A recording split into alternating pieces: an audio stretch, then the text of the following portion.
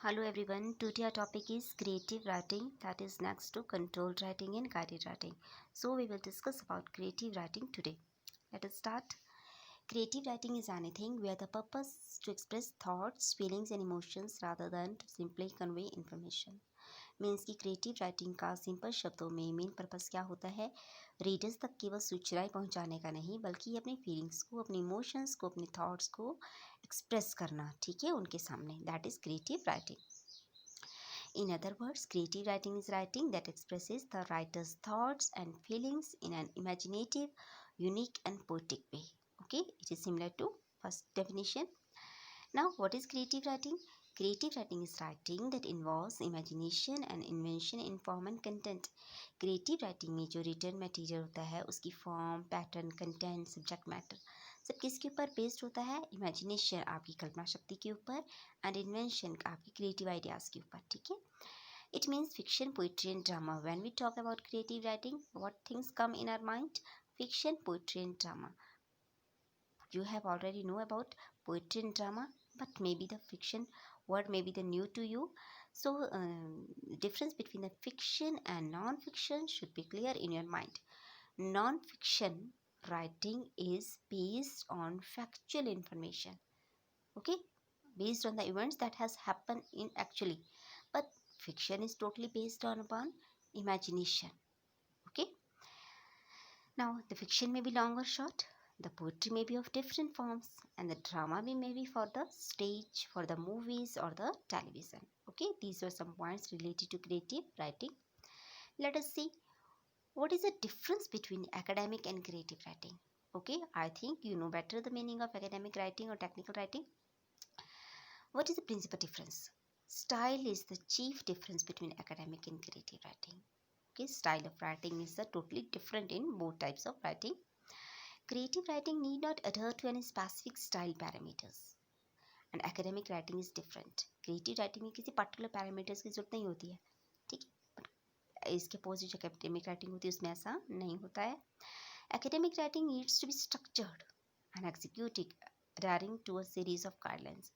जो academic writing होती है उसकी प्रॉपर स्ट्रक्चर होना ज़रूरी है, ठीक है, and within this to follow the some guidelines. Okay, and indeed to stringent are these guidelines that academic institutions include these guidelines as a part of their curriculum. और ऐसा माना जाता है कि क्रिएटिव राइटिंग के opposite जो academic writing होती है उसके लिए जो गाइडलाइंस फॉलो की जाती हैं हर एक एकेडमिक इंस्टीट्यूशंस में, वो इतनी रिजिड होती हैं कि कहीं ना कहीं उन गाइडलाइंस को करिकुलम का पार्ट बना दिया जाता है.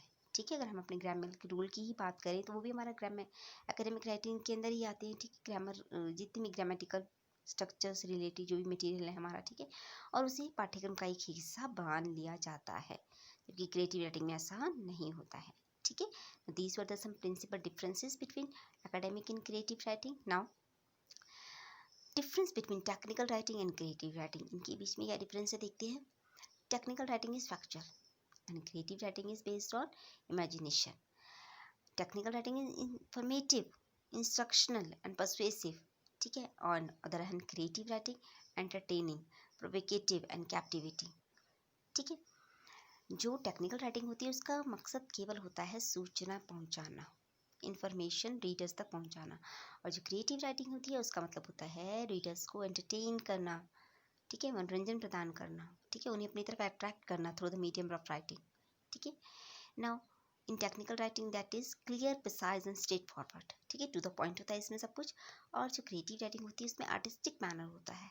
ठीक है, फिगरेटिव, सिम्बॉलिक और इवन वैग्यू. वैग्यू मीन्स कि कहीं कहीं वो कभी जो कंसेप्ट है वो क्लियर भी नहीं होती है. ठीक है, because they are you presented very artistic way. ठीक है, तो इस जबकि इसके अपोजिट टेक्निकल राइटिंग में ऐसा नहीं होता है. स्पेशलाइज वोकेबलरी की आवश्यकता होती है टेक्निकल राइटिंग में, और जो क्रिएटिव राइटिंग होती है उसमें जनरलाइज वोकेबलरी भी यूज़ हो जाती है. ठीक है, now these are the some difference between technical writing और creative writing. Let us see techniques used in creative writing include. कौन कौन सी टेक्निक्स है जो क्रिएटिव राइटिंग में यूज़ होती हैं या फिर किस किस चीज़ का ध्यान हमें रखना पड़ता है क्रिएटिव राइटिंग में. Character development, plot development, vivid setting, different type of settings, underlying theme क्या होनी चाहिए, पॉइंट ऑफ व्यू, ठीक है, और डायलॉग्स, ठीक है, anecdotes, metaphors, similes, figures of speech, imaginative language, emotional appeal, heavy description. ठीक है, इन सब बातों का ध्यान हमें अपने क्रिएटिव राइटिंग में रखना पड़ता है to make our writing effective and informational. Now types of creative writing, हम कौन कौन सी चीज़ें जो है क्रिएटिव राइटिंग में इंक्लूड कर सकते हैं? Poetry, play, movies and television scripts, fiction, songs, speeches, memoirs, personal essay. Now, as you can see, some non-fiction types of writing can also be considered creative writing. हम देख सकते हैं कि कई नॉन फिक्शन टाइप की जो writings है उन्हें भी क्रिएटिव राइटिंग्स के अंदर इंक्लूड किया जाता है। Memoirs and personal essays, for example, can be written creatively to inform your readers about your life in an expressive way. Memoirs and personal essays किससे रिलेटेड होते हैं?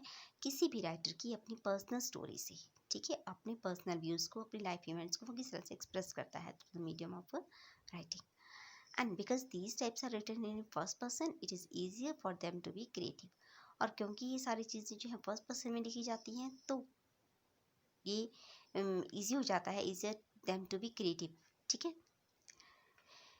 now the purpose of creative writing is to both entertain and share human experiences. ठीक है, इसका purpose दोनों होता है, मनोरंजन प्रदान करना भी और मानव जाति के अनुभव को शेयर करना भी। ठीक है, and writers attempt to get at a truth about humanity through poetry and storytelling. और इसका दूसरा पर्पस होता है पोइटिक्स और स्टोरी टेलिंग के माध्यम से व्यक्ति को ह्यूमैनिटी के से अवगत कराना। ठीक है, मानवता की सच्चाई से अवगत कराना। ठीक है, क्योंकि क्रिएटिव राइटिंग में यही होता है कि हम इमेजिनेशन को तो यूज़ करते हैं, लेकिन उस इमेजिनेशन को किसके साथ जोड़ते हैं? कहीं ना कहीं अपने रियल लाइफ कैरेक्टर के साथ। ठीक है, next is you would like to try your hands at creative writing, just keep in mind that whether you are trying to express a feeling or a thought।